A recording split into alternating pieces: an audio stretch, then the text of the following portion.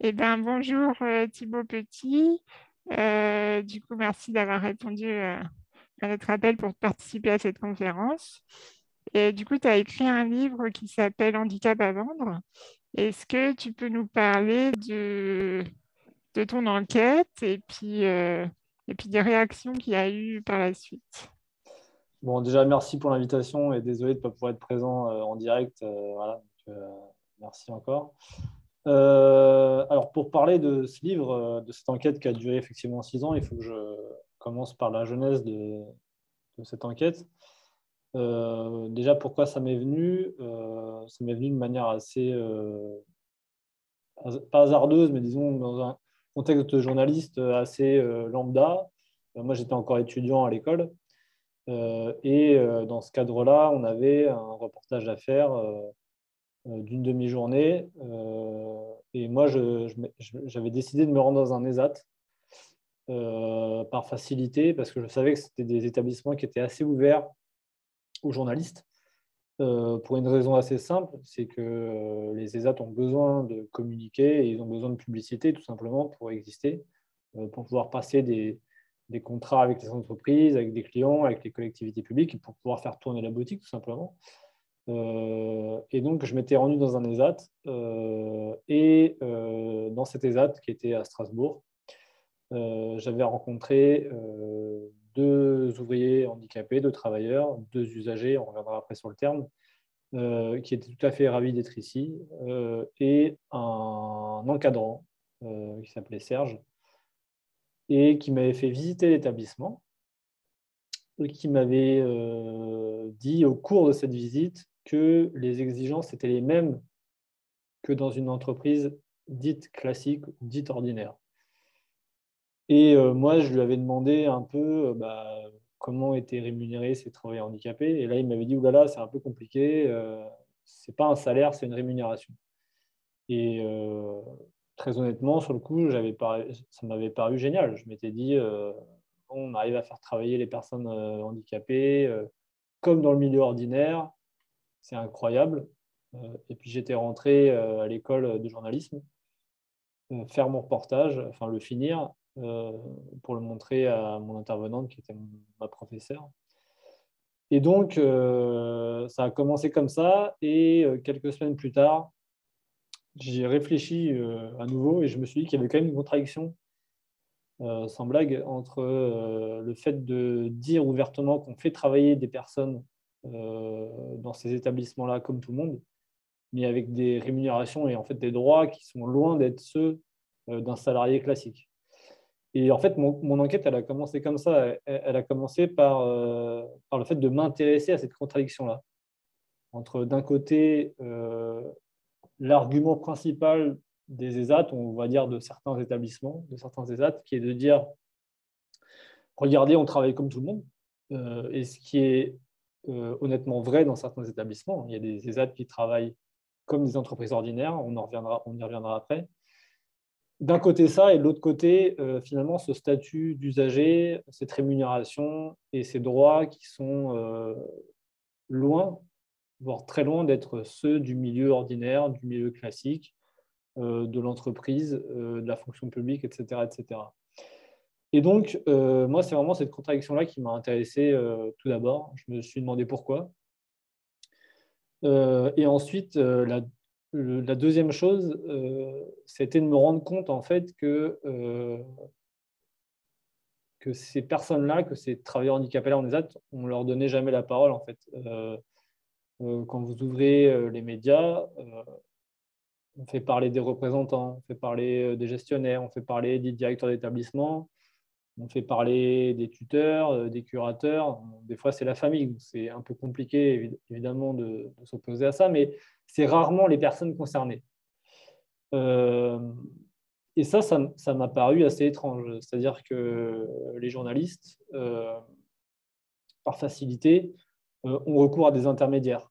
Mais ils ont rarement affaire aux personnes concernées elles-mêmes pour des raisons assez simples. C'est que quand vous faites un reportage sur un ESAT, le plus simple, c'est d'aller parler au boss de l'ESAT. Et donc, vous allez voir le directeur.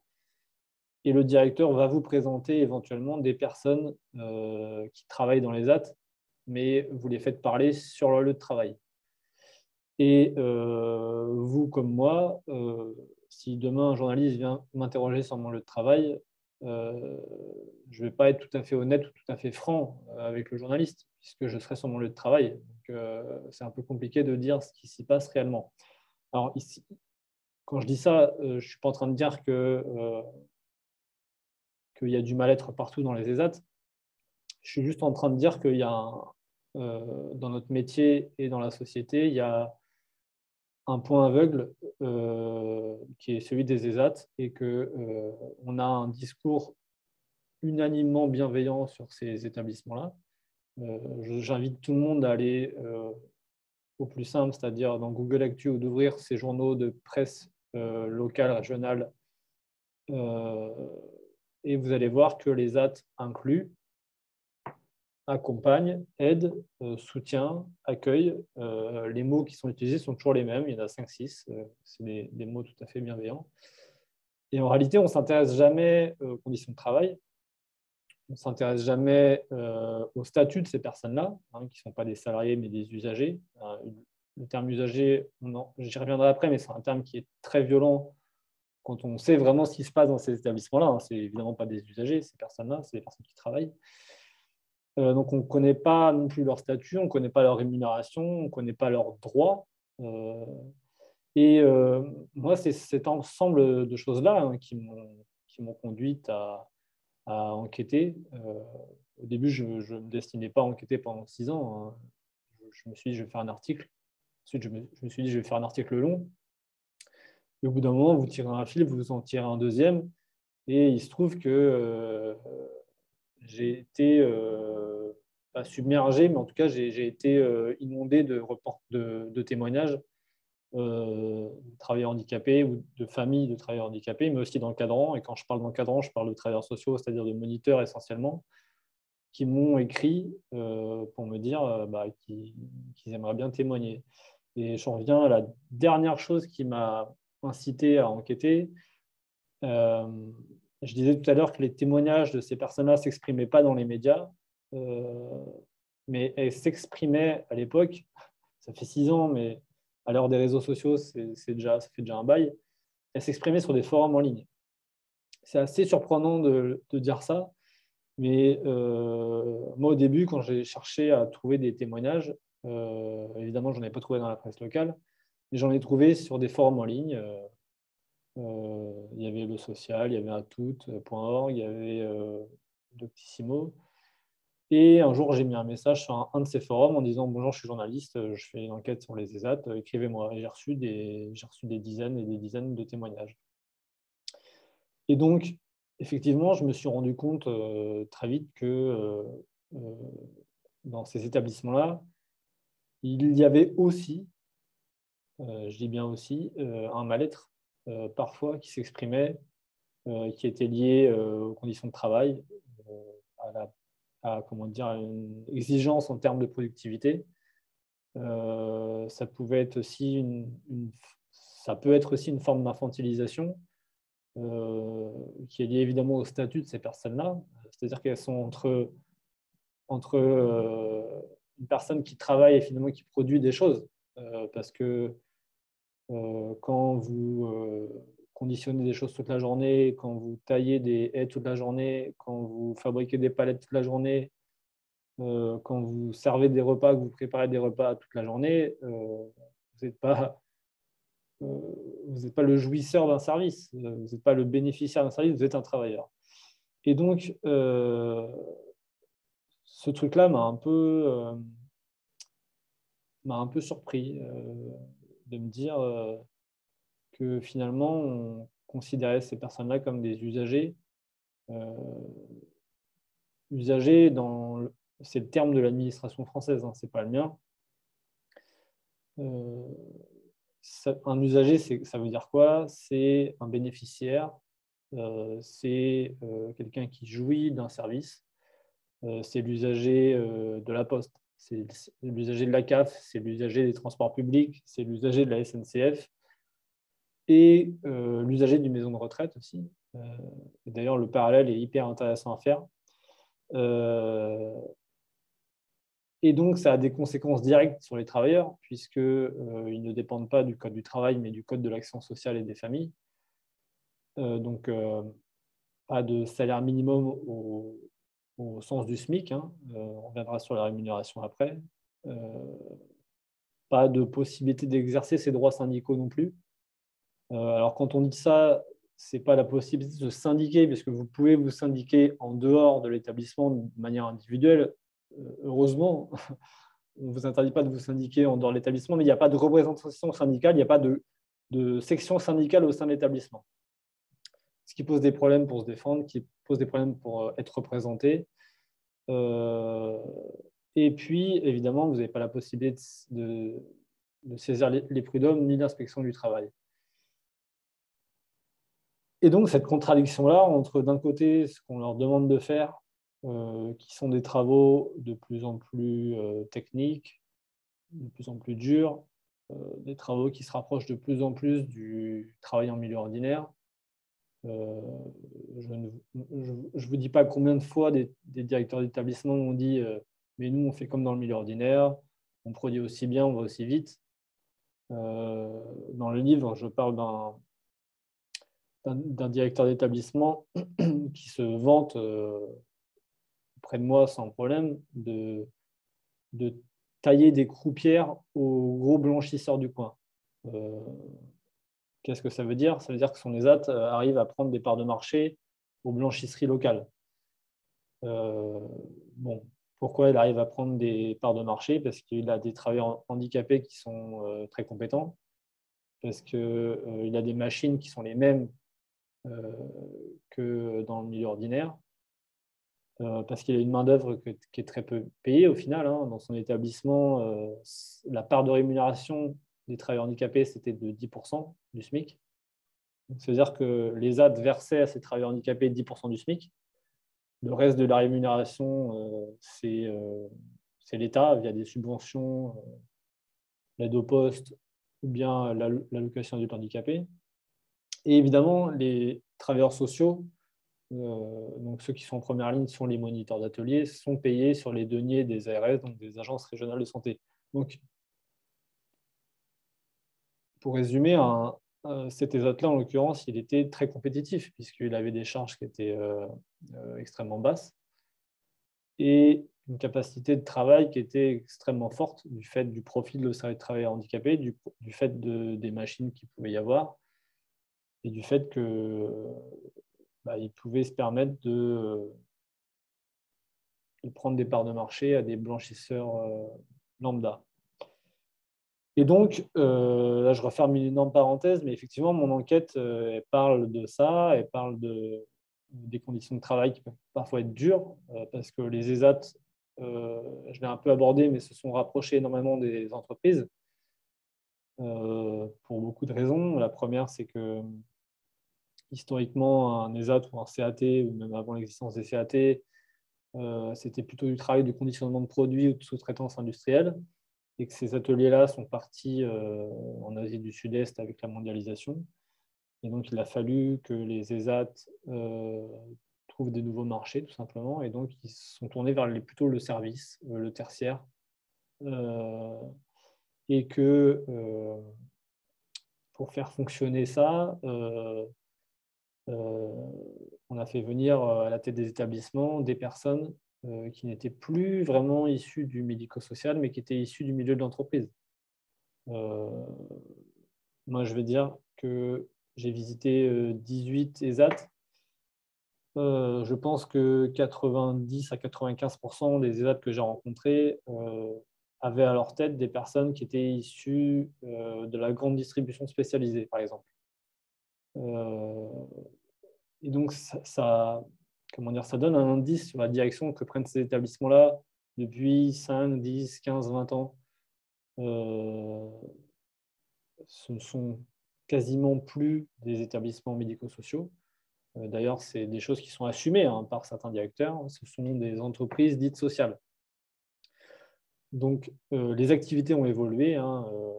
Aujourd'hui, on fait de la restauration. Il y a des ESAT qui servent 200 repas par jour, c'est énorme. On fait des espaces verts, c'est-à-dire qu'on a des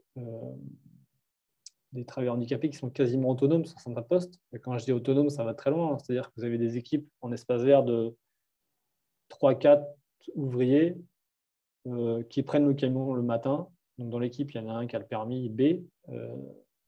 Et ils prennent le camion, ils vont chez les clients.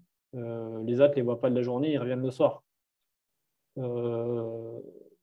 Désolé, mais quand on atteint un tel niveau d'autonomie dans un ESAT, je pense qu'il y a un problème.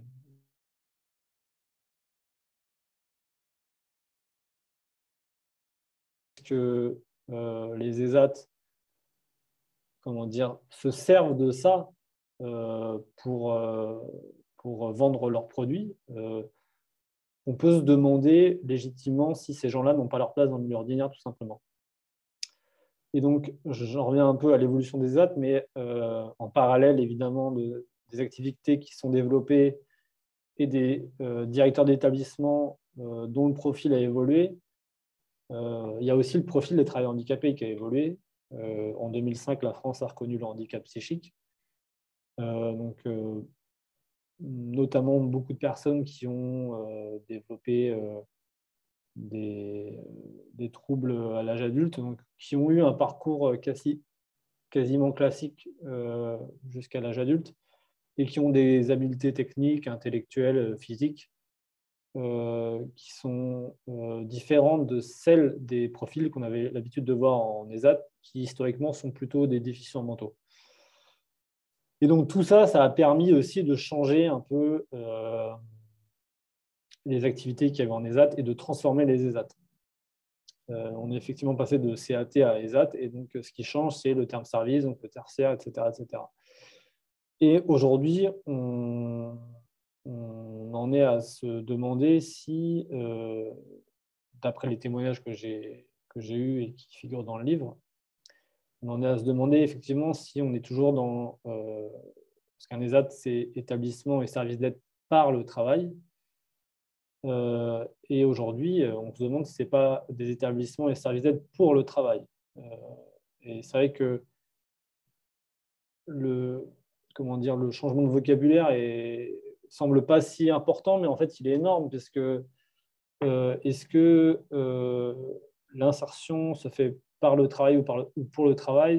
Le changement, c'est est-ce que c'est un moyen ou un but? Et il y a un psychologue qui dit dans le livre que finalement, dans certains établissements, le travail n'est pas un moyen. Le travail est devenu une fin en soi. C'est plus un moyen d'insertion, de socialisation, de développer ses qualifications, ses compétences. C'est devenu une fin parce qu'il faut produire pour les AT et non pas pour une éventuelle insertion dans le milieu ordinaire. Et j'en viens à l'un des autres points assez saillants du livre et de l'enquête, c'est que effectivement, ces établissements-là, en matière d'inclusion dans le milieu ordinaire, sont des échecs cuisants, puisque dans le livre, je dis moins de 2% des personnes qui intègrent un ESAT accèdent un jour au milieu ordinaire. Et 2%, c'est le taux de sortie optimiste. Les directeurs d'établissement eux-mêmes parlent de 0,47%, donc moins de 0,5, moins de 1% en gros. Alors que l'une des missions originelles de ces établissements-là était de les permettre de se sociabiliser, de monter en compétences et d'être des tremplins vers le milieu ordinaire, en tout cas d'être des lieux de transition. Et aujourd'hui, loin d'être des lieux de transition, ce sont devenus des lieux de maintien, en fait. Alors, il y a des gens qui parlent de NAS. Mais en tout cas, aujourd'hui, quand vous entrez en ESAT, vous n'en sortez pas. Et pourquoi je dis ça? C'est paradoxal par rapport à l'évolution de ces établissements. C'est-à-dire que, honnêtement, vous prenez un CAT avant les années 2000, même 90, et un ESAT en 2020, ça n'a plus rien à voir. Un ESAT aujourd'hui, c'est quasiment une entreprise, je l'ai dit tout à l'heure. L'argument des gens qui sont à la tête des ESAT, en tout cas de certains ESAT, c'est de dire qu'ils font justement les mêmes tâches que dans le milieu ordinaire.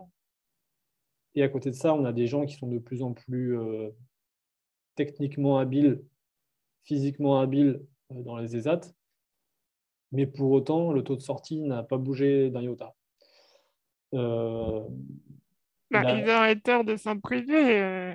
Ils ont de Et, la main-d'œuvre à pas cher et du made in France et tout ça à portée et, de main. et voilà, et j'allais y venir. Et si vous voulez, le système est assez vicieux puisque l'État, lui aussi, demande aux ESAT de se moderniser parce que plus ils se modernisent, plus ils se structurent et plus ils peuvent s'autofinancer, en fait. Et donc, moins ils coûteraient cher à l'État. Et donc, on en arrive à des établissements qui sont tellement proches du milieu ordinaire, pour certains, hein, il ne s'agit pas de dire de tous, mais en tout cas pour certains, que en fait, il n'y a plus de raison de sortir ces gens-là de ces établissements-là, puisque eux estiment qu'ils font de l'inclusion. Vous allez dans un ESAT aujourd'hui, ils vous disent notre mission, ce n'est pas d'inclure dans le milieu ordinaire, on fait déjà de l'inclusion. Pourquoi on fait de l'inclusion? Parce qu'on sociabilise des gens qui sont éloignés de l'emploi, éloignés de la société. On leur redonne un travail, on leur donne des compétences et on leur donne une raison de se lever le matin. Sauf que c'est ce qu'il y a de vicieux, en tout cas de moi, ce que j'ai trouvé intéressant d'un point de vue journalistique, c'est que en fait, plus vous créez des ESAT, plus vous les structurez, plus vous les modernisez, et plus vous en avez besoin. Je vais m'expliquer. À un moment, l'État s'est rendu compte que les CAT, les ESAT n'incluaient pas assez dans le milieu ordinaire, c'était un échec. Et donc, qu'est-ce qu'on a demandé aux ESAT? On a demandé de se moderniser, de se structurer.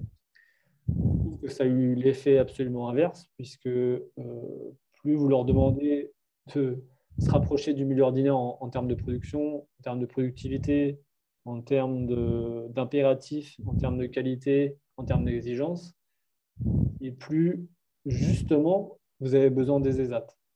Pourquoi? Parce que vous permettez aux entreprises euh, de se soustraire à leur obligation d'emploi de travailleurs handicapés, tout simplement. C'est aussi simple que ça. On a en France une loi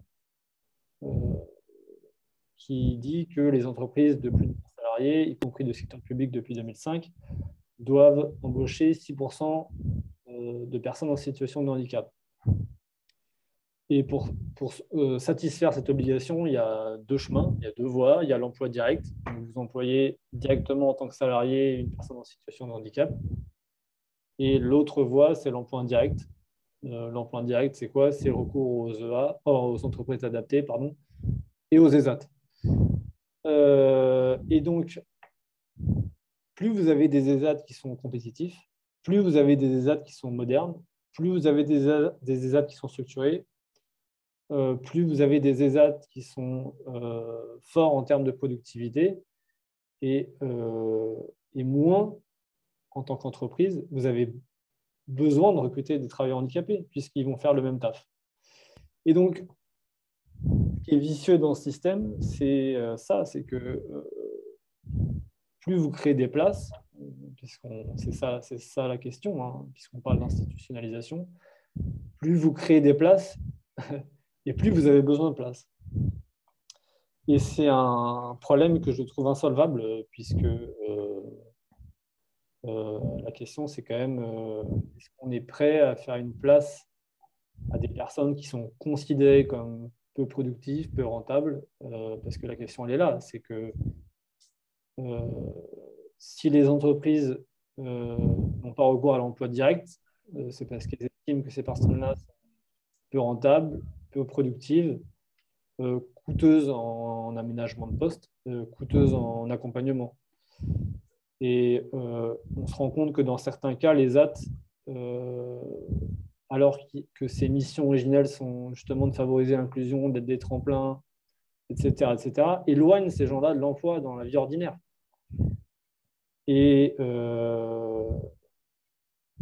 et il faut qu'on arrive à se poser cette question-là, qu'on arrive à poser ces questions-là, de les mettre sur la table et de se dire qu'en fait, en créant des institutions parallèles au milieu ordinaire, euh, on ne fait pas vraiment de l'inclusion. En fait, on maintient des personnes en dehors de la vie dite ordinaire.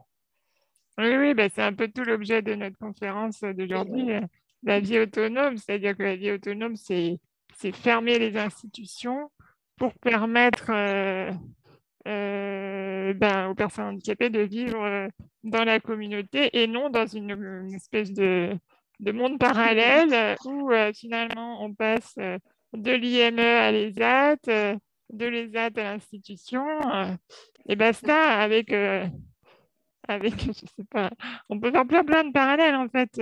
L'habitat inclusif dont on a parlé aussi, plus on crée de l'habitat inclusif, bah, moins il y aura besoin de mettre des appartements accessibles en fait. Pourquoi faire? Euh, Puis bon, je sais pas, ça me fait penser aussi à cette histoire d'assistance sexuelle. Bah, pourquoi aurait-on besoin, enfin bon, voilà, enfin bref, ça nous met toujours dans un espèce de système à l'écart qui est Faut censé réfléchir. régler le problème, nous inclure, mais en fait nous exclure, et surtout pas faire de nous des citoyens à part entière avec des compétences enfin, voilà, avec des possibilités d'emploi, parce que nous, voilà, la vie autonome, c'est vraiment défendre l'emploi en milieu ordinaire et, et du coup avec des aménagements, avec Oui, c'est des mettre toute possibilités. l'énergie qu'on met dans, je sais Mm. pas, transférer toute cette énergie en réfléchissant aux aménagements, vraiment en pensant au travail dans le milieu ordinaire. Et juste pour rebondir un peu, mais effectivement, ce qui est d'intéressant et à la fois d'extrêmement grave, c'est qu'on se rend compte, moi je parle des ESAT parce que je connais que ça au final, euh, c'est que de plus en plus de personnes sont orientées en ESAT après avoir connu le milieu ordinaire. Donc ça, c'est documenté et on se rend compte qu'effectivement, le chemin historique vers les ESAT, c'est les institutions, c'est IME, etc., jusqu'à les ESAT quand vous avez la majorité ou même quand vous êtes à partir de 16 ans, vous faites des stages en ESAT. Et on se rend compte qu'en fait, aujourd'hui, des gens qui ont connu le milieu ordinaire sont orientés en ESAT parce qu'elles ont... alors, le ministère dirait ont eu des parcours de vie, c'est un peu le terme compliqué. Mm. Et la réalité, c'est que c'est des gens qui pètent des plombs dans leur travail parce que, comment dire, le milieu, le travail, quel qu'il soit, qu'il soit protégé. Moi, sur ce terme-là, j'ai un gros doute parce qu'il est loin d'être protégé, le milieu protégé, mais on va dire le milieu ordinaire, il est loin d'être simple. Et on a des gens qui pètent un plomb, qui font des burn-out, qui font des dépressions et qui sont orientés en ESAT parce qu'on estime qu'elles sont plus capables de travailler dans le milieu ordinaire. Mais il faut qu'on se rende compte du monde qu'on est en train de fabriquer, quoi. C'est-à-dire que on rend des gens invalides, en fait. Et ça, c'est tout l'objet de votre conférence. Qu'est-ce que la validité? Qu'est-ce que l'invalidité? Est-ce que c'est la société qui rend invalide ou est-ce qu'on est Mm. vraiment invalide? Et si demain vous supprimez les marches, il n'y a plus d'invalidité motrice. Enfin, voilà, c'est hyper intéressant. Et ce que je veux dire, c'est que par rapport à l'ESAT, on est un peu dans la même chose. Demain, vous changez un peu de modèle de société, et vous dites, mais finalement, être rentable et travailler 40 heures par semaine, est-ce que c'est vraiment le modèle qu'on veut? Mais finalement, l'invalidité, elle existe quasiment plus. Donc, et Et puis, enfin, excuse-moi, mais on sait maintenant aussi que la rentabilité elle est aussi poussée à son maximum dans les ESAT, enfin, tout autant que dans les entreprises, Oui. hein, des cadences, enfin, oui, non, voilà. mais c'est exactement ça. Alors, c'est pas le cas dans tous les ESAT, mais effectivement, dans beaucoup d'ESAT, dans certains ESAT, en tout cas, c'est le cas. Mais pour des raisons qui sont très logiques, c'est que les ESAT, répondent à des marchés, ont des entreprises qui concluent des deals avec eux, pardon, et elles ne peuvent pas se permettre d'avoir un jour de retard sur les commandes. Sinon, elles n'ont plus de... Ça perd le marché. Voilà, elles perdent le marché, elles n'ont plus de commandes et c'est terminé. Dans le livre, je parle de plusieurs ESAT, mais un notamment qui est lié à une grande entreprise du luxe français, qui est très, très connue. Et cette entreprise du luxe français a la main mise sur les ESAT. Elle a la main mise complète. Et dans cette ESAT, il y a un mal-être extrêmement profond de la part des travailleurs handicapés, mais aussi de la part des travailleurs sociaux, des encadrants, des moniteurs. Et effectivement, le terme milieu protégé, il n'a plus de sens dans ces cas-là. Quand on estime que vous n'êtes pas capable de travailler dans le milieu ordinaire parce qu'on estime pour vous que vous n'allez pas supporter la pression, que vous n'êtes pas assez productif pour travailler dans le milieu ordinaire, mais qu'on reproduit les mêmes schémas dans le milieu dit protégé en ESAT, mais sans les mêmes rémunérations et sans les mêmes droits, honnêtement, on marche sur la tête. Enfin, il y a un souci, et là, on est dans des problèmes qui sont extrêmement graves. Il y a plusieurs situations que je relève, et c'est toujours la même chose, c'est-à-dire qu'on est un peu tiré entre ce milieu un peu... c'est-à-dire que le milieu de l'entreprise a largement dépeint sur le milieu protégé parce que les exigences sont quasiment les mêmes et qu'il y a des gens de l'entrepreneuriat qui sont arrivés dans les ESAT. Mais à côté, le statut de ces personnes-là n'a pas évolué et ces personnes-là sont souvent considérées comme des enfants. Le terme usagé est là pour le prouver.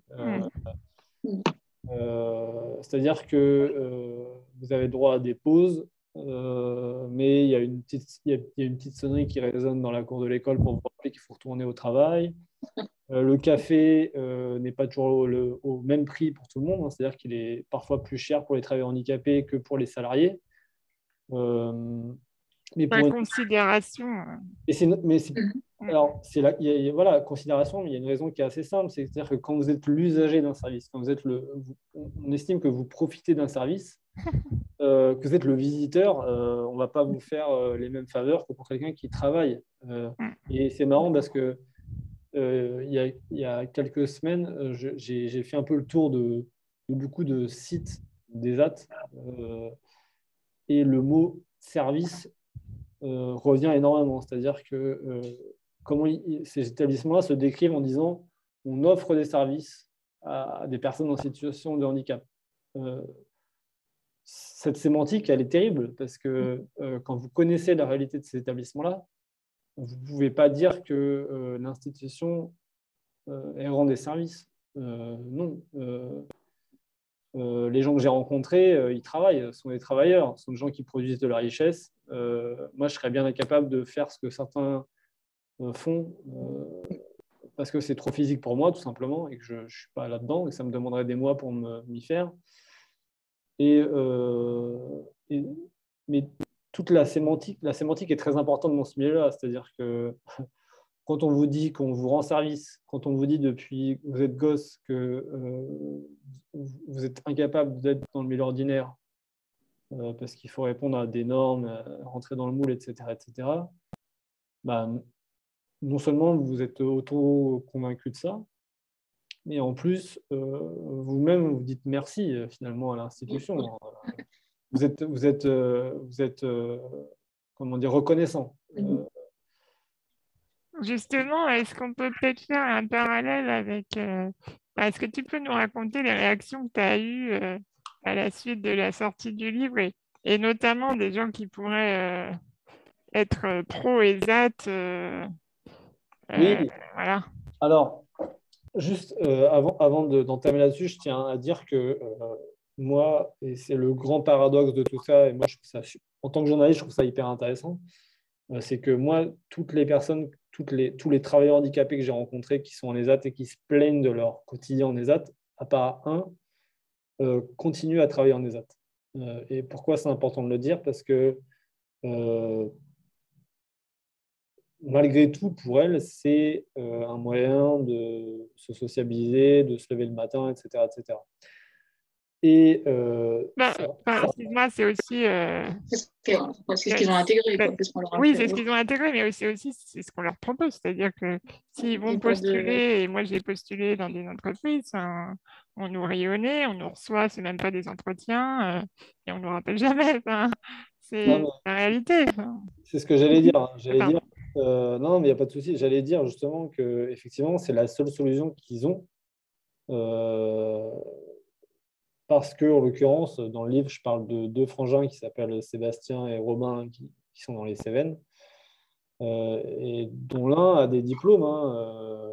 Je raconte aussi l'histoire d'Emilien, qui a des diplômes, hein, qui a un bac 2, un bac plus 2 en droit. Et malgré leurs compétences, malgré leur habileté, toutes les portes se sont fermées. Ils ont candidaté dans de multiples endroits, et ils n'ont jamais réussi à trouver un seul travail. Et la seule solution qu'on leur a proposée, c'est les AT, en leur disant, bah, vu vos problématiques, que ce soit psychiques ou mentales, il faut que vous alliez en ESAT.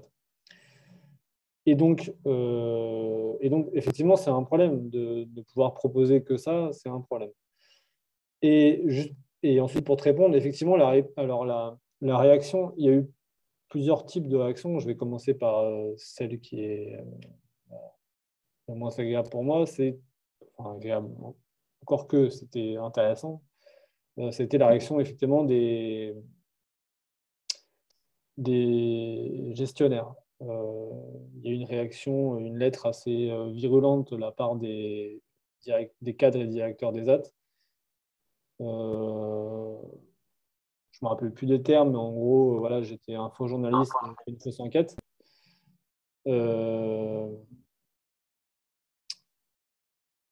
Et dans leur lettre, dans leur argumentation, il y avait pas mal de choses fausses, notamment sur le nombre des ESAT que j'avais visités. Je ne sais pas d'où ils ont sorti ce chiffre de 3 ESAT que j'aurais visité. Non, non, j'en ai visité 18. Je les ai comptabilisés après, parce que du coup, ça m'a posé question.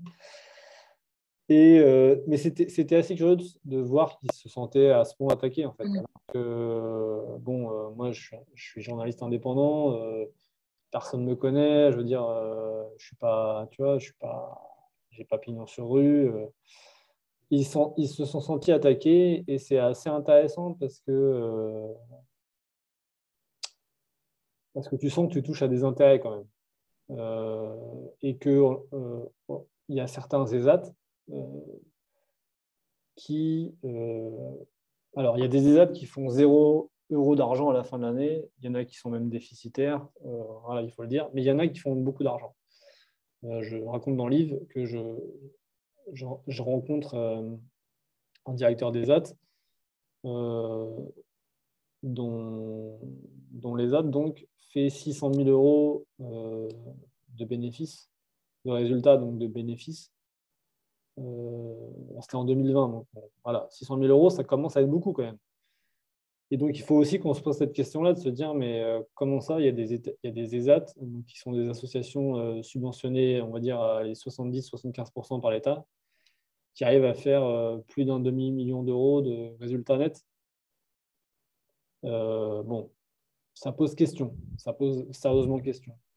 Donc, il y a eu cette réaction-là de la part on va dire, des gestionnaires, même si euh,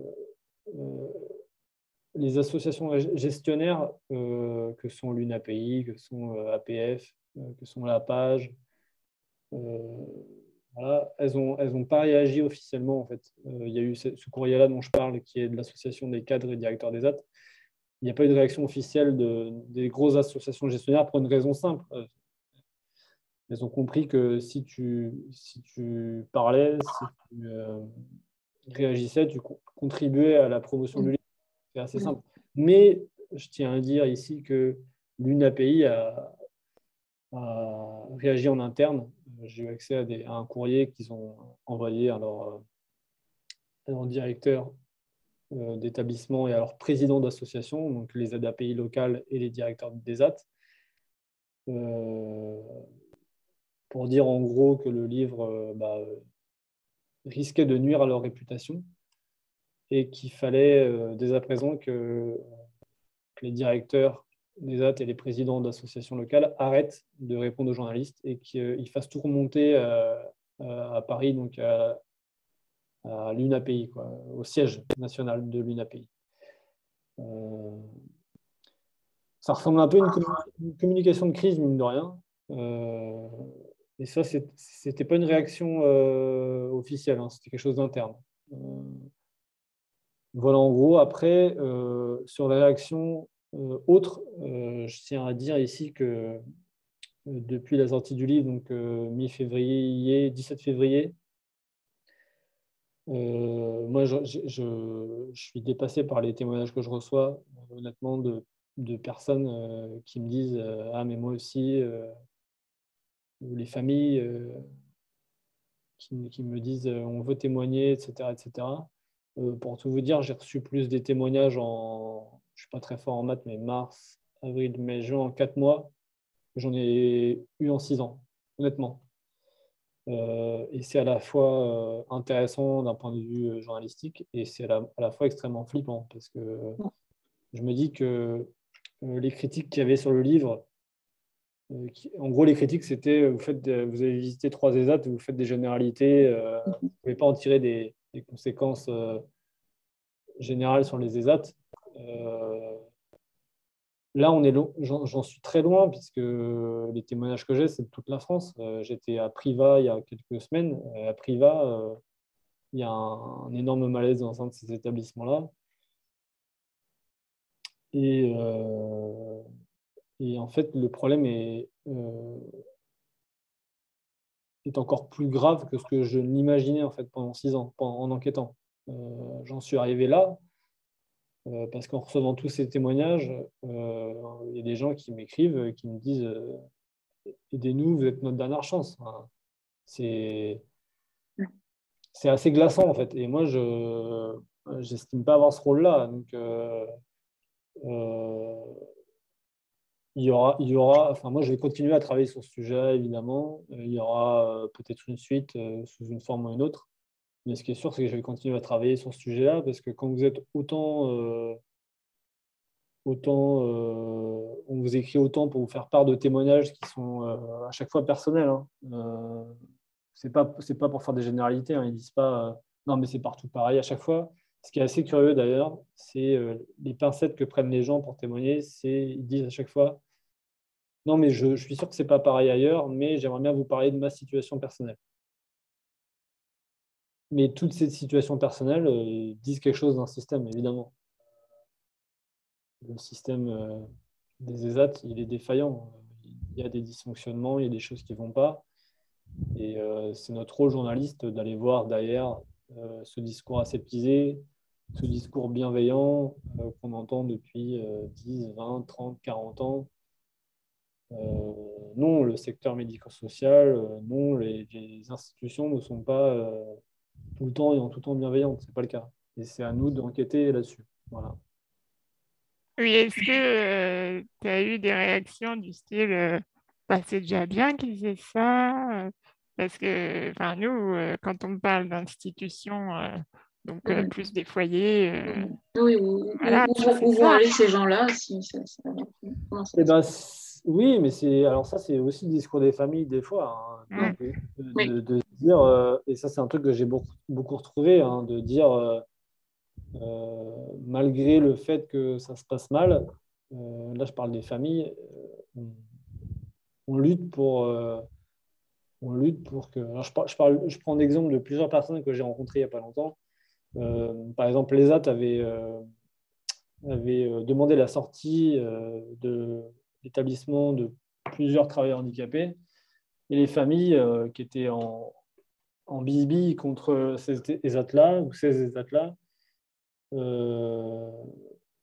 luttaient pour la réintégration en ESAT justement. Parce que c'était pour eux la seule manière de trouver une occupation à leur enfant, en fait, tout simplement. Et donc, oui, ce discours-là, je l'ai beaucoup retrouvé, mais pas seulement dans la bouche de l'institution, mais aussi dans la bouche de certaines familles, en fait. Oui, surtout, C'est ouais. ce qu'on À retrouve nous, ça. ouais. Oui, Parce que vous pouvez vous sentir démuni aussi, en fait, tout Mm. simplement, et que la France, la société telle qu'elle est faite, ne réussit pas à faire une place à ces personnes-là, et donc on vous fait comprendre que vous avez déjà bien de la chance d'avoir une place dans l'institution. Mm. Ouais, là, ça rejoint effectivement tous les thématiques qu'on va évoquer dans la conférence. oui, Euh, tout est fait pour que l'institution soit ce qu'il y a de mieux. C'est intégré comme ça. Et tout le discours aussi, toute la sémantique autour de ce qu'on disait. Ouais. C'est ce que disait aussi le rapporteur Mathilde par rapport à mm, tout le discours, tous les mots qui sont complètement galvaudés ou détournés. Il y a tout un discours pour dire que l'institution, c'est bien et les progrès qu'on fait. Alors, on va vers l'inclusion. Alors que tout ce qui est fait en compte, c'est vraiment l'inverse. Mais ouais, C'est faut partir le meilleur des mondes, quoi. c'est intéressant. La critique des ESAT, elle est faite à plusieurs niveaux en France. Le premier niveau, ça peut être les associations. Alors, moi, j'estime qu'il y a trois niveaux de critique. Le premier, c'est les associations gestionnaires et l'État qui sont, on va dire, globalement sur la même longueur d'onde. Thématiser un peu, mais c'est un peu ça, en disant il faut rajouter un peu des droits communs aux personnes handicapées en institution. Je parle juste des ESAT, je ne connais pas assez le reste. mm, En disant on va rajouter un petit droit au congé par-ci, un petit droit à la formation par-là. Et puis là, mm, il y a quelques mois, on nous a un peu pondu le droit à l'aller-retour en ESAT. C'est-à-dire que vous allez avoir l'occasion, vous allez avoir un contrat de travail dans une entreprise classique, mais aussi un contrat dans un ESAT. Et si ça se passe mal en entreprise, vous allez pouvoir retourner en ESAT. Donc il y a une volonté de l'État et des associations, certaines associations gestionnaires d'inclure des nouveaux droits qui sont issus du Code du travail ou du droit commun pour les mettre en institution. Ça, c'est le premier niveau de critique, mais ce niveau de critique reste, l'institution reste quand même la solution, etc. etc. Le deuxième niveau de critique que j'ai retrouvé de certaines associations non gestionnaires, c'est de dire, puisqu'on n'arrive pas, puisqu'on est incapable d'inclure des personnes considérées comme invalides ou handicapées, il faut que le Code du travail s'applique tout simplement en ESAT. Il y a des associations dont l'AMI qui militent pour ça.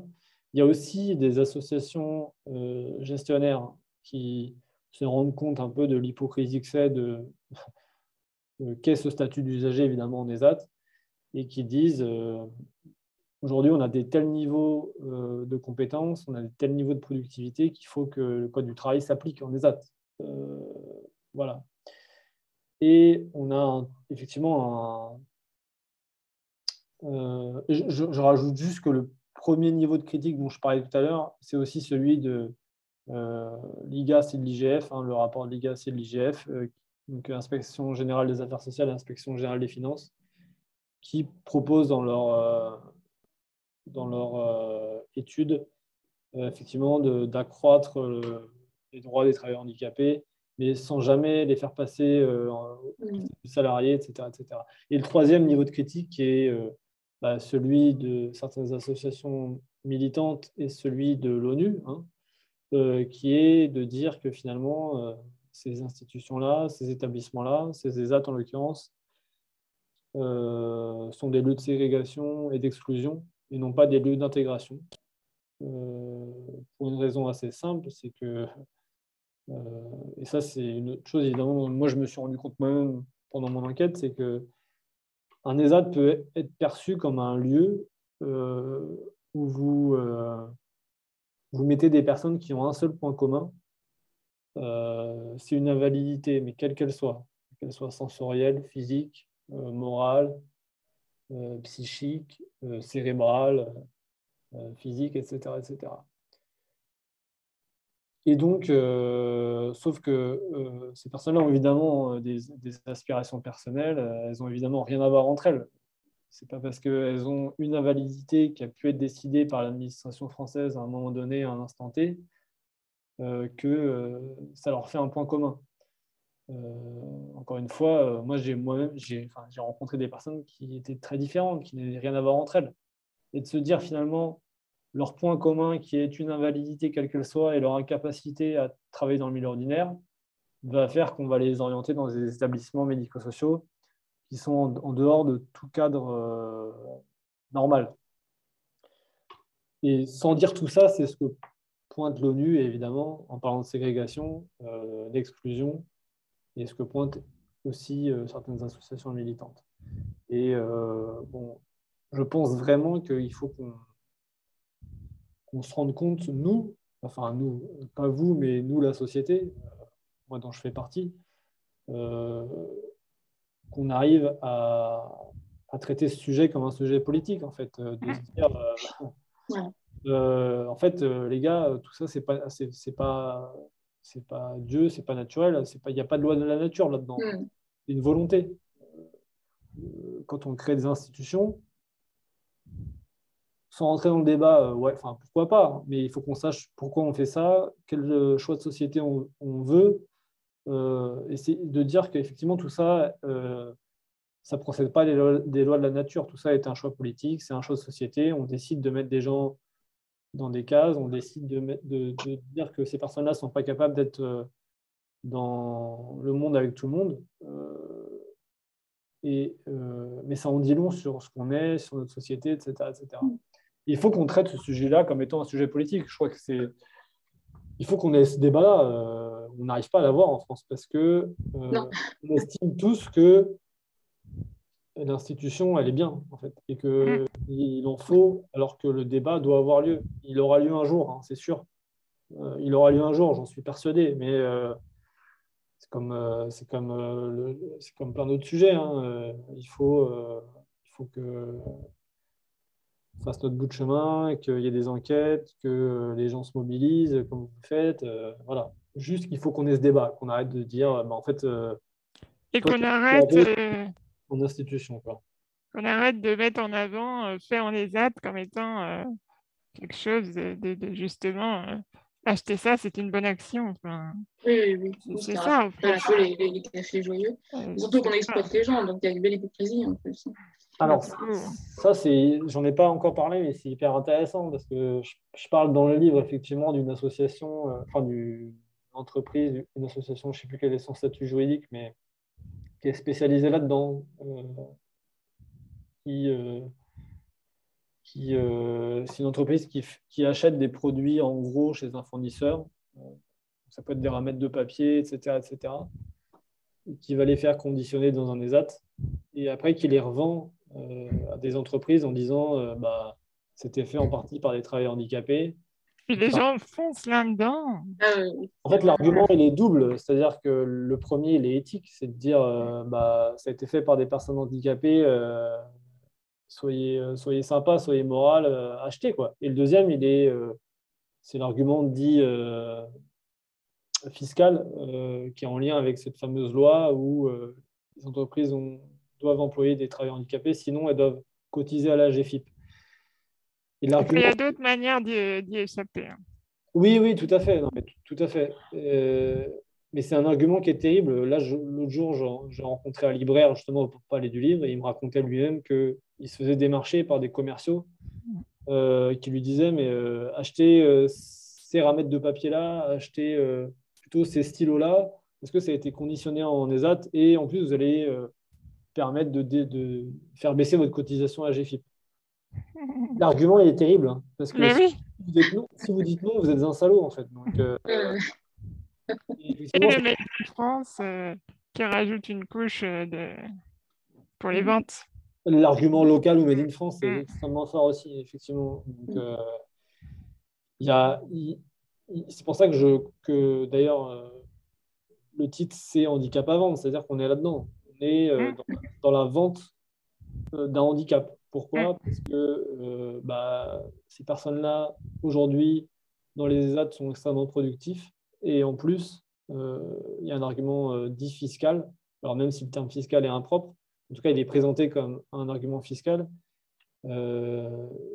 qui permet aux entreprises en plus de bénéficier de tout ça. Donc, c'est pour ça que je disais qu'en plus, plus on crée des ZAT et plus on en avait besoin. C'est-à-dire que Et puis, in fine aussi,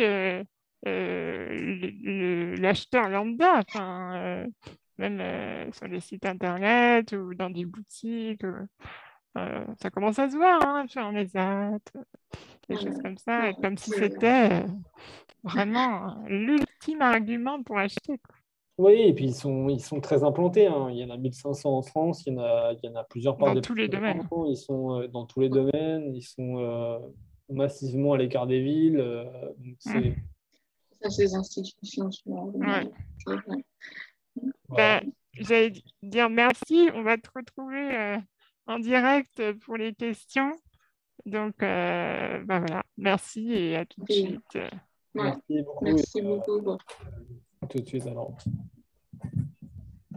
Bonjour tout le monde, bonjour Thibaut, merci. Jessie Creux, militante à la FEPEM 35. J'avais une question pour vous dans le cadre de votre enquête. Je voulais savoir si vous aviez pu vous intéresser au conseil de vie sociale qui, en théorie, il y a dans tous les ESAT et qui, en théorie, sont là pour porter les paroles des usagers et les accompagner dans leurs projets individuels, etc. Voilà, je voulais savoir, connaître votre point de vue là-dessus, si vous aviez pu vous y pencher ou pas. Alors, merci de votre question. Effectivement, c'est vrai qu'on ne l'a pas abordé dans l'interview qu'on a faite hier ou avant-hier. Je n'ai pas enquêté sur les CVS en particulier. Par contre, on m'en a beaucoup parlé, que ce soit les usagers eux-mêmes ou bien souvent les familles aussi, puisqu'il est censé y avoir des représentants des familles au sein de ces CVS. On m'en a beaucoup parlé comme des instances qui finalement n'avaient que très peu de pouvoir décisionnel pour la vie de l'établissement, assez peu de fonctionnement démocratique. Ce qui est intéressant à dire, c'est qu'effectivement, en ESAT, donc vous avez ces CVS qui sont à peu près les mêmes que les CVS en EHPAD, en maison de retraite. C'est exactement la même chose pour une raison simple, c'est que les travailleurs en ESAT sont des usagers, ça on l'a déjà dit. C'est l'un des gros nœuds de mon enquête. Et donc, en tant qu'usagers, ils n'ont pas réellement de pouvoir décisionnel sur la vie et le fonctionnement de l'établissement, puisque ce sont des gens qui bénéficient d'un système et non des salariés. Et donc, au sein des CVS, on discute de la vie quotidienne, des activités, d'affectation et d'entretien des locaux. Il me semble qu'il est censé y avoir 2 représentants des personnes accueillies ou prises en charge, un représentant des familles et un représentant des personnels, évidemment, un représentant de l'organisme gestionnaire. À l'inverse des CSE dans les entreprises, donc le comité social et économique pour les salariés, où il y a des élus du personnel, où il y a des syndicats, où il y a un vrai budget, où il y a un local qui est dédié, où il y a la possibilité de saisir l'inspection du travail, évidemment, ce qui n'est pas le cas dans les ESAT, et de discuter des rémunérations, ce qui n'est pas non plus le cas dans les ESAT. Il y a une convention collective, etc. etc. Et effectivement, sans avoir enquêté dessus, c'est quelque chose dont on m'a parlé, parce qu'il y a c'est quand même l'endroit où il est censé faire remonter les revendications. Et en réalité, j'ai pu me rendre compte et j'ai pu comprendre que malgré les revendications de certains usagers au sein de ces CVS, et malgré les revendications de certaines familles aussi, il y avait assez peu de choses qui bougeaient, puisque de toute façon, la décision revenait à l'association gestionnaire à la fin. Et ces CVS, alors c'est certainement pas le cas partout, mais moi, des personnes qui m'en ont parlé sont vécues un peu comme un déni de démocratie interne, la plupart du temps, de ce qu'on moi on m'en a dit.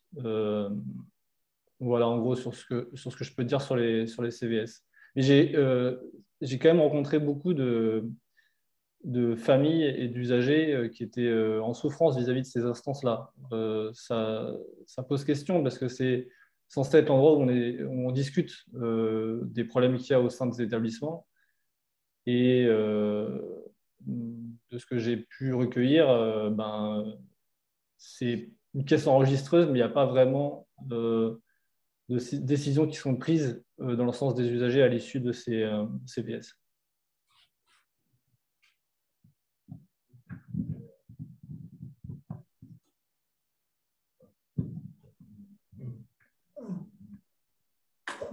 D'autres questions?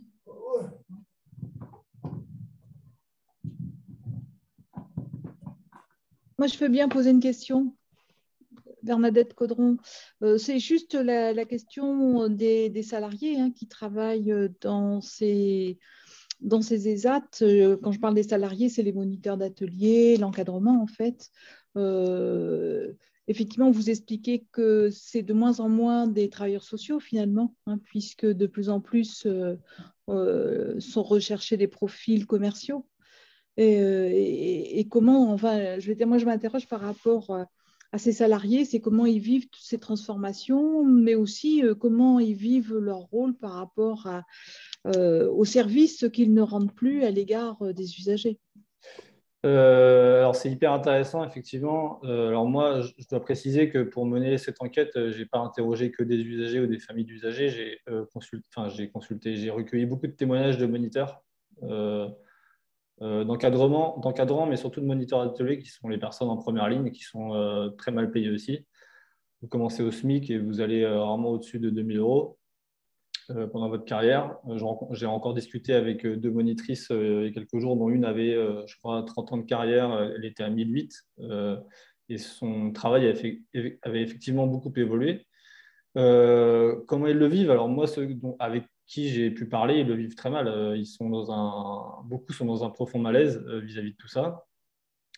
Ils sont pris en étau dans certains établissements entre la direction qui leur demande de faire des tâches qui sont de plus en plus liées à la production, à la productivité, et non plus à l'accompagnement social. Et c'est clair qu'ils le vivent très mal. Alors, dans le livre, j'ai pu en faire parler assez peu parce que bizarrement, ils étaient un peu plus frileux pour parler que certains usagers. J'ai du mal à l'expliquer. Je pense que c'est lié à la peur de perdre leur travail, etc., ce que je peux très bien comprendre. Mais dans un des chapitres, je fais parler deux moniteurs, notamment qui travaillaient dans un ESAT qui était client d'une grosse entreprise du luxe français. Et là, clairement, les 2 moniteurs qui me parlaient étaient en burn-out, ils étaient dans des situations de dépression parce qu'ils ne trouvaient plus de sens à leur métier. On leur demandait de faire les tâches que les travailleurs handicapés n'étaient pas capables de faire. Il y avait des machines qui permettaient de faire énormément de tâches et eux-mêmes étaient sur plusieurs ateliers à la fois. Ils étaient dans une forme de... Ils l'assumaient, ils étaient dans une forme de maltraitance vis-à-vis des travailleurs handicapés. Alors, moi, je n'ai pas relevé forcément de maltraitance physique, mais peu importe, la maltraitance morale, verbale, elle existe. Donc, ça peut être des mots, des mots de colère, des mots pour vous dire d'aller plus vite, de prendre moins de pauses, des choses qu'on m'a beaucoup dites. Et effectivement, moi, les moniteurs d'ateliers que j'ai rencontrés, ils sont dans un malaise assez profond en fait, par rapport à l'évolution de leur métier et au sens même de leur job, qui est passé d'un accompagnement à des tâches de production, tout simplement. Et ça, ils le vivent très mal. Oui, bon, d'après l'ensemble de votre enquête, pouvez-vous dire qu'il s'agit d'exploitation.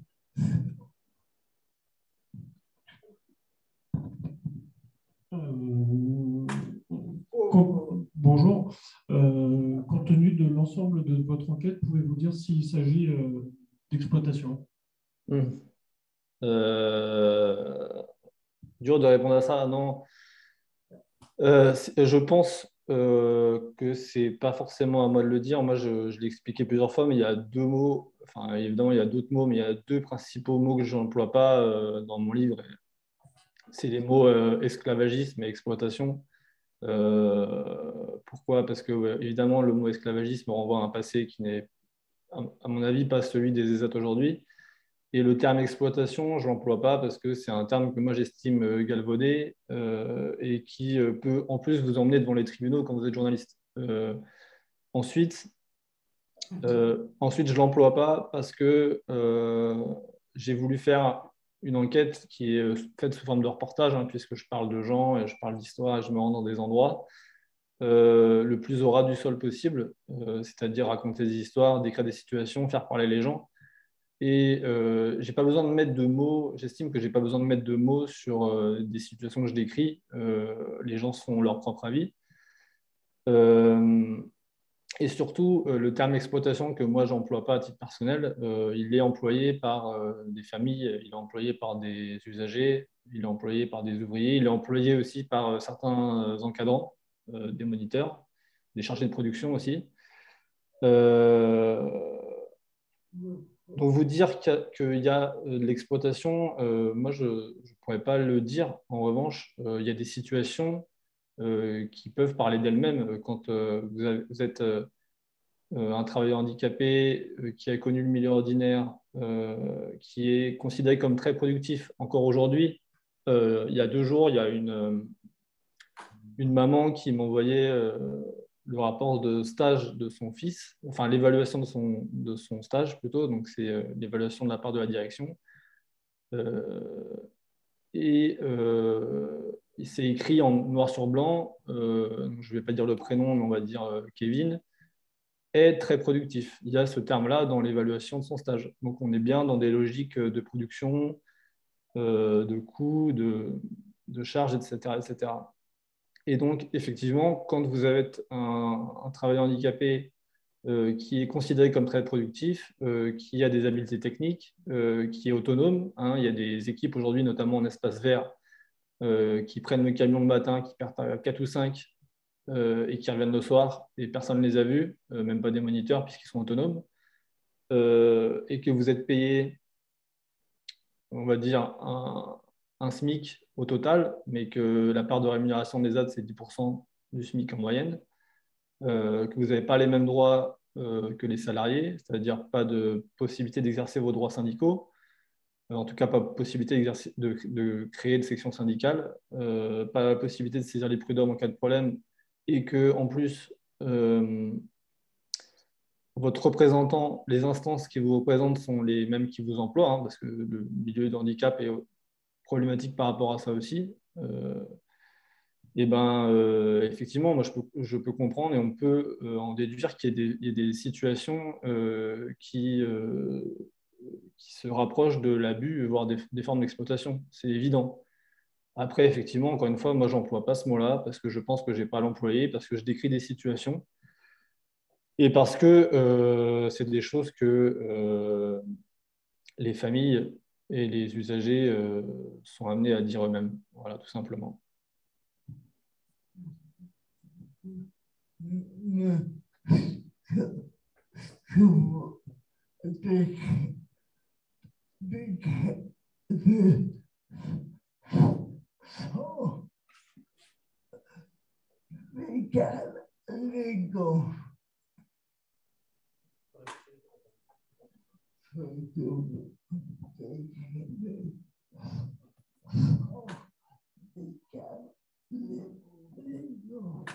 Est-ce que ce que vous décrivez sont des cadres dans des cadres?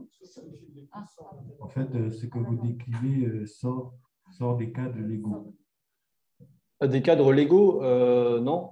Bah non, c'est un peu le problème. C'est que, alors, Non, ça sort pas. Alors, la plupart des situations que je décris dans le livre ne sortent pas des cadres légaux, puisque tout ça est très légal. C'est le problème, c'est que on est dans du politique, on n'est pas dans du légal ou pas légal. La société, enfin, quand je dis la société, ça comprend nous, la société civile, évidemment l'administration et les hommes politiques. C'est nous qui avons décidé, en quelque sorte, de créer ces établissements-là avec un statut particulier qui est celui d'usager, issu du Code de l'action sociale et des familles, à la base pour protéger les personnes handicapées du monde du travail qui est jugé trop violent. Évidemment, tout ça est questionnable. Hein. Qu'est-ce qu'un ESAT? C'est un endroit où on met des personnes qui ont un seul point commun, hein, c'est un handicap et une incapacité supposée à travailler dans le milieu ordinaire. Donc, alors que ces personnes-là ont évidemment des aspirations personnelles, etc., elles sont très différentes. Donc, ça pose un problème structurel. Donc, tout ça est évidemment très politique. Ensuite, est-ce que ça sort des cadres légaux? Non, pour cette raison-là, puisque justement, ces institutions sont légales et à la base, elles ont été pensées, créées, instituées pour protéger ces personnes-là. Sauf que non seulement c'est questionnable, évidemment, de manière politique et philosophique, hein, mais en plus, et moi c'est ce que je dis dans l'enquête, c'est que ces établissements-là ont tellement évolué, en fait, qu'aujourd'hui, ce statut-là d'usager qui avait été pensé pour protéger les travailleurs de cadence infernale et de productivité, d'objectifs de productivité et de rentabilité, ces établissements-là ont tellement évolué que, en fait, on retrouve ces choses-là issues du milieu ordinaire dans les ESAT. Et donc, ce statut-là d'usager, il est vécu de la part des travailleurs handicapés et des familles comme une privation de droit, tout simplement. Comment expliquer à des travailleurs handicapés en ESAT à qui on dit toute la journée qu'ils font le même boulot que tout le monde, comment expliquer que des ESAT font de la pub comme ça, c'est-à-dire que l'un des arguments des ESAT, vous allez sur n'importe quel site des ESAT, vous allez en tout cas parler à des directeurs d'établissement, leur argument c'est de dire on fait comme dans le milieu ordinaire. Je le disais dans l'interview précédemment, mais il y a des ESAT qui se vantent de prendre des parts de marché à des entreprises ordinaires. Donc, ça pose question. Donc, tout ça est en fait très légal. Ensuite, ce qui peut sortir du cadre légal, en fait, ce qui est d'autant plus violent, c'est que tout ça est institutionnalisé. C'est que ce statut-là est évidemment institutionnel. Les formes de maltraitance qu'il peut y avoir ou les formes d'abus sont tout à fait légales. Après, oui, il y a des situations, on m'a parlé de mauvais gestes, on m'a parlé de paroles extrêmement déplacées. Tout ça, évidemment, ça ne rentre pas dans le cadre légal. Mais ce que je voulais dire, c'est que le problème des ESAT, selon moi, ce n'est pas tellement que ce soit légal ou pas, c'est justement que tout ça soit très juridiquement encadré. Et je pense qu'il faudrait que nous, les journalistes, mais aussi que les hommes politiques se saisissent de ça et qu'on se dise, en fait, tout ça ne découle pas des lois naturelles. Ce n'est pas naturel de placer des gens dans ce genre d'institution. Est-ce qu'on a bien cherché toutes les pistes avant pour mettre les personnes considérées comme non rentables et non productives dans le milieu ordinaire de travail, etc. etc. Donc, non, ça ne sort pas tellement du cadre légal et je pense que c'est justement ça le problème. Moi, j'ai une petite question par rapport à ce que vous venez de dire. Vous venez de dire que c'était très juridiquement encadré, alors que justement, je pense qu'à la base, c'était une bonne idée qui a complètement dérivé. Et le pourcentage social travail, la partie sociale est devenue inexistante et la partie sociale est devenue inexistante et maintenant, c'est quasiment que du travail. Ils n'ont pas de compte à rendre, ces gens-là, pour les personnes qui vérifient que le curseur est complètement dérivé maintenant. Non, c'est l'un des problèmes. Alors, je vais juste rebondir un peu sur ce que vous avez dit qui est très intéressant, c'est qu'effectivement, moi, je me suis rendu compte que dans beaucoup d'établissements, euh, il n'y avait plus d'activités de soutien. Parce que quand on dit que les travailleurs handicapés sont à 35 heures, normalement, dans ces 35 heures, il est censé y avoir 2-3 heures d'activités de soutien, d'activités pédagogiques, etc., etc. Et souvent, ce n'est plus le cas. Ces tâches-là sont en fait devenues des tâches de production. Et ensuite, je me suis rendu compte qu'effectivement, il y avait des problèmes de personnel médico-social. Pas d'assistants ou d'assistantes sociales ou sociaux, pas de psychologue ou un psychologue écartant, pas de chargé d'insertion ou un chargé d'insertion qui fait autre chose. Et effectivement, on a un déséquilibre dans certains établissements entre le côté production et le côté médico-social. Euh, Ensuite, je suis désolé, je ne me rappelle plus de la suite de votre question. Si ils n'avaient pas des comptes à rendre. Ah oui, voilà, oui. Euh, alors, écoutez, moi, les directeurs qui m'ont parlé m'ont dit qu'ils étaient assez peu contrôlés par les ARS, notamment dans l'allocation de leur budget. Il y a ce rapport de l'IGAS et de l'IGF, hein, de l'Inspection générale des affaires sociales et de l'Inspection générale des finances, qui dit noir sur blanc qu'ils n'ont aucune idée de l'argent des recettes et des bénéfices qui sont faits, qui sont dégagés des ESAT en une année. Ils n'en ont aucune idée. Donc, c'est-à-dire qu'on ne sait pas aujourd'hui, en moyenne, combien ces établissements qui sont largement subventionnés par l'État dégagent d'argent à la fin de l'année. C'est quand même assez ahurissant qu'on ne sache pas ça. Donc, je pense qu'effectivement, il y a des problèmes de contrôle, que ce soit de l'ARS, que ce soit de la MDPH. En termes de budget, ils ont, si vous voulez, des plans pluriannuels à mettre en place pour pouvoir bénéficier de financement. Mais c'est quand même assez curieux qu'on ne sache pas combien ces établissements-là dégagent d'argent à la fin de l'année. Qui n'est pas, en tout cas, de moyenne faite. Alors, il y a des établissements qui font zéro, hein, très clairement, qui sont même déficitaires. Il y en a qui dégagent beaucoup d'argent. Dans le livre, je parle d'un établissement qui a fait 600 000 euros de résultats en 2020. 600 000 euros, ça doit poser question. Est-ce que c'est normal? Comment c'est possible? Etc., etc.